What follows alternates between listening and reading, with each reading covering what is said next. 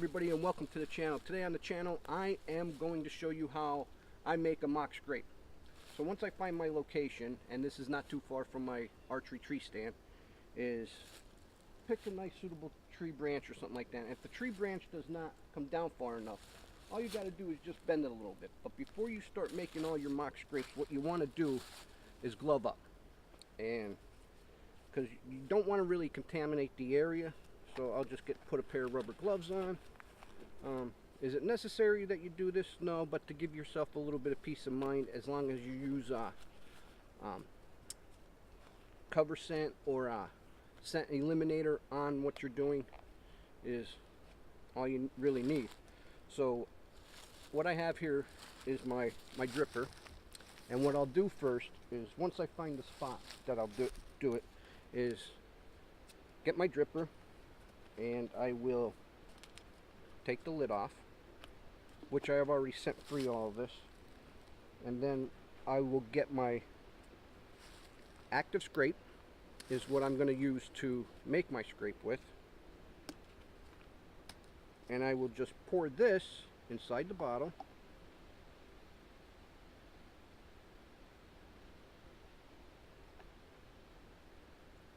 And then when I get up into the tree stand, I'll explain to you why maybe a mock scrape would be a good idea in your hunting area. So now I'll walk this over to the tree, and I will hang this up in the tree. But then one of the most important parts is the scrape on the ground.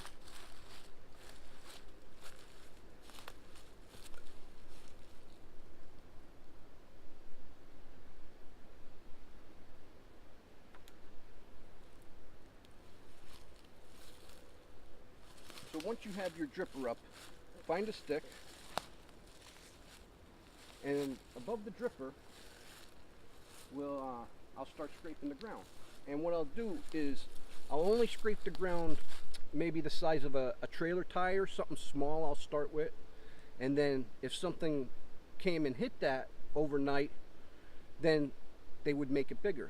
So I always make my scrapes a little bit smaller than what a normal deer would make them, so this way you could tell when you come back the next day is that if something hit it overnight.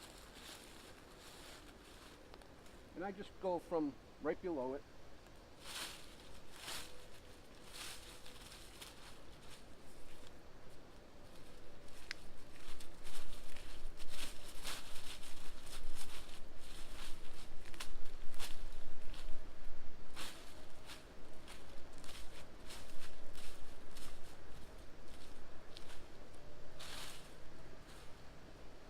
and that's all that's to it. I might squeeze a little bit of juice down in there.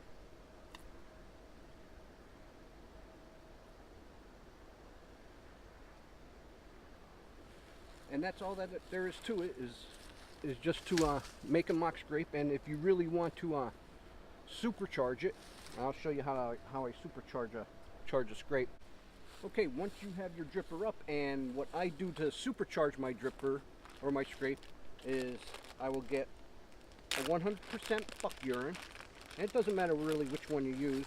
What I have here is antler ice, buck urine, and it's 100%. Shake it up a little bit, mix it up. It does come frozen, so I had to thaw it out on the way up here. And I'll just give it a couple squirts in there. Put this back in my bag, and we will get up into the tree stand, and I'll explain to you why I put a little extra buck urine inside the scrape.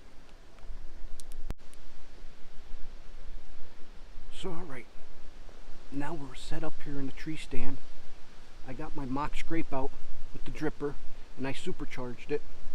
And the reason why I wanted to supercharge it was to let all the other bucks in the area know that, hey, I'm going to be the new buck in town, so come and check me out.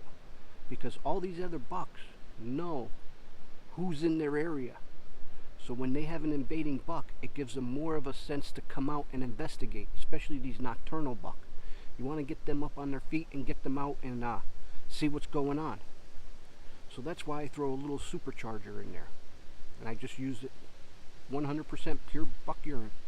Well, I hope all this stuff helps you guys out in planning your hunt. Well, I'm going to settle in here for an evening hunt now. And if you like what you see, give me a big thumbs up. Don't forget to smash down on that subscribe button. And I'm Joe. Driving trucks and hunting bucks is how I roll with Wicked Fabs.